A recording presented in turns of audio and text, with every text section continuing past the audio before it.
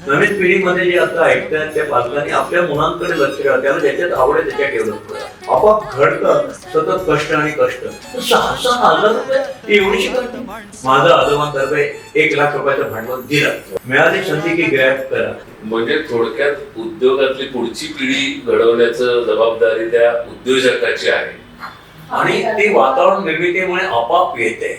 जसं तुमच्या घरामध्ये चर्चा चालतात, कधी जापनीज पाहुणे येतात, कधी कोणी येत आहे, तुम्ही त्यांच्यावर मिक्सअप होता, आलेला पाहुणा पण त्याला हाय हॅलो करतोय, त्याला तेवढंच महत्व दिलं जात आहे, मग ते आपोआप घडत जाते. नवीन पिढीमध्ये जे आता ऐकतात त्या पालकांनी आपल्या मुलांकडे लक्ष द्यावं, त्याला ज्याच्यात आवड आहे त्याच्यात डेव्हलप करा. आणि जनरली तुम्ही जे करता त्याच्यातच तो रमतो. आता माझ्याकडे आमची नात आहे याना नावाची, ती आता मला काय करते माहितीये, मला IT पार्क बांधते, ते कागदात प्लॅन करते छानपैकी, आणि मग पुढे काय करते, ते डिझाईन पण करते, स्क्वेअर फूट काढते, भाडं ठरवते, कॉन्ट्रॅक्ट करते आणि सही करायला लावते, आणि ऍडव्हान्स आणि पेमेंट शेड्यूल कसं देणार ते कशात ना तिच्या कानावर सारखं सगळं करते की अशा प्रकारे जागा विकायच्या असतात, प्लॅन असा तयार होतो. आपोआप घडतं. ती छोटी मुलं जी असतात ती अतिशय हुशार असतात, कारण तो तरुण ब्रेन जे असतं ते शिकण्यासारखं धडपडतं, मोठ्यांचं अनुकरण करत जातात. आणि म्हणून जेवढे जेवढे पालक किंवा जेवढे ऐकतात ना, अशा माझ्यासारखे एपिसोड पण ऐका. बरे, मला लाईक नका करू, पण तुमच्या मुलांना जर आवडत असेल त्यांना ऐकू द्या, त्यातनं त्यांची गोडी तयार होईल. आणि तुम्ही पालकांनी ऐकावं की जेणेकरून त्याच्यात जिथं कल आहे तिकडे जाऊ द्या.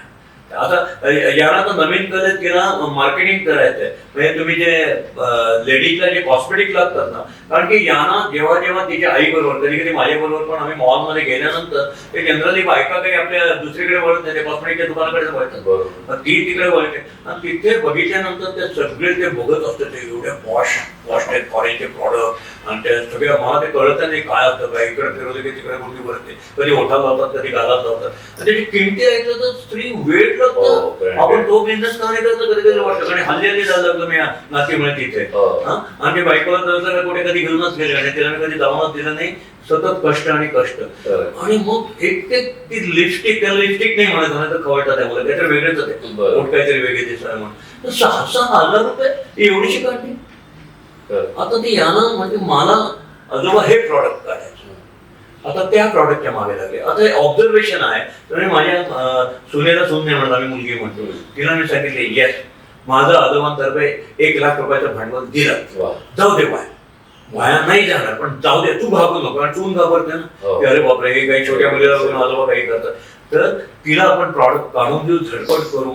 आणि ते तिथं जो पाया आहे, आज जर तो प्रॉडक्ट मध्ये आज तिथं आम्ही पक्का केला, तिला घर सुचतं, तिला गाडी सुचते, कारण तो व्यवसाय झाला. पण त्याच्याशिवाय तिची ऑब्झर्वेशन शक्ती मॉलच्या या कॉस्मेटिक डिपार्टमेंटकडे जातं, चक चक चक ते वातावरण, त्या सगळ्या मोठ्या त्या कॉस्मेटिकची दुकानं नॅचरल जात आहे. का नाही केलं संधी? कुठे कोणाचं नशीब संधी आहे ते नाही कोणी सांगू शकत. You have to try. मिळाली संधी की ग्रॅब करा. अरे 100 स्वप्न पाहिलं तर एक तर खरं होतं, पण त्याच्याकरता तुम्ही घरच्यांनी तिला प्रोत्साहन द्या. नुसतं कौतुक करू नका, हुशार आहे तू मॉलमध्ये गेली आणि कशी कल्पना सुचली. प्रॅक्टिकल जाऊ दे ना. तुम्ही अशीच तर याला पेरणी म्हणतात. उन्हावर पेरलं तर पोतवर उगवणार. 1,00,000 गुंतवायची तुमची ताकद असते, तर 1,00,000 गुंतवा. एक दिवशी ती 1,00,000 कोटीची जागतिक मालक होऊ शकते. आणि या आता पालकांचा विषय आपला चाललेला आहे, तर मला आणखीन एक विचारायचं की पालकांचा एक कल असतो की आपल्या मुलाने सॉफ्टवेअर इंजिनियर व्हावं आणि कुठेतरी अमेरिका इकडे जाऊन बसावं.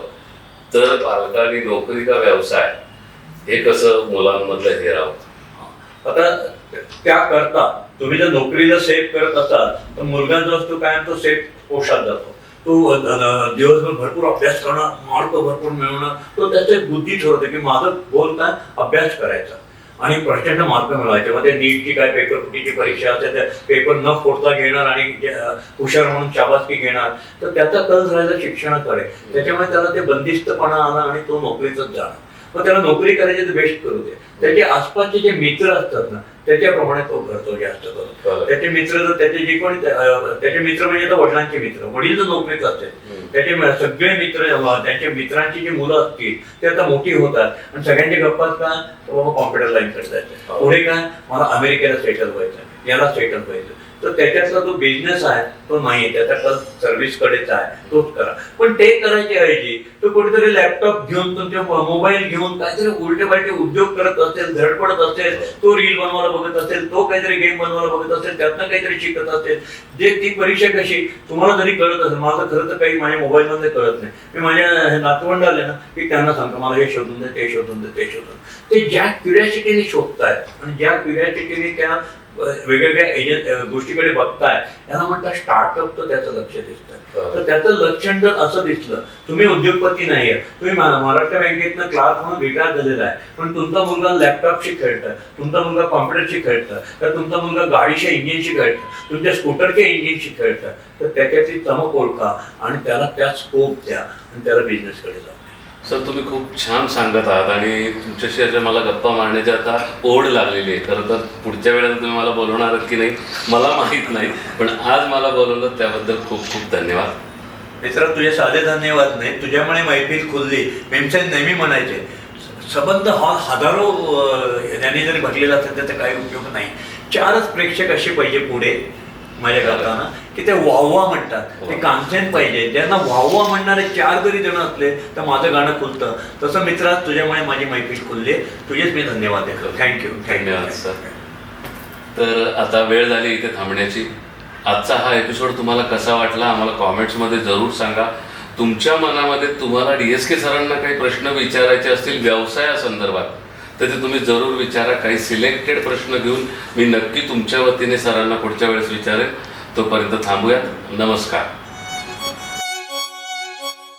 घरासाठी काडी काडी जमवतात माणसं, टुमदार स्वप्नात रंगतात माणसं, छान छान घरात राहतात माणसं, जेव्हा भेटतात घराला घरपण देणारी माणसं, घराला घरपण देणारी माणसं.